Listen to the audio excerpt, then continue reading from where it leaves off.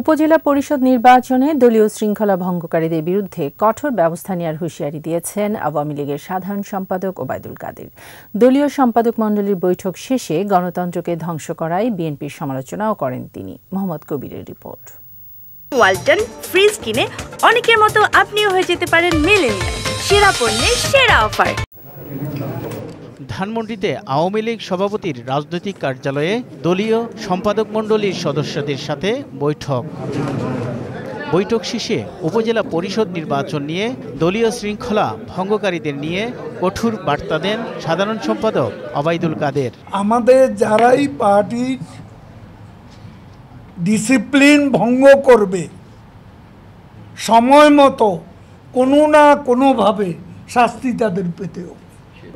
দেশের গণতন্ত্র ধ্বংসের অভিযোগ তুলে বিএনপির রাজনীতির সমালোচনা করে ওবায়দুল কাদের বলেন, ১৯৭৫ থেকে ২০০৬ সাল পর্যন্ত দেশে কোনো গণতন্ত্র ছিল না।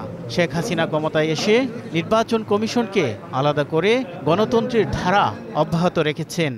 বিএনপি গণতন্ত্রের প্রতি তাদের আগ্রহ কোনোদিনও ছিল না। গণতন্ত্র, স্বাধীন নির্বাচন ব্যবস্থা এটা এবং গণতন্ত্রকে শৃঙ্খলমুক্ত করার কাজটি বঙ্গবন্ধু কন্যা শেখ হাসিনাই এদেশে করেছেন, এটা প্রতিষ্ঠিত সত্য।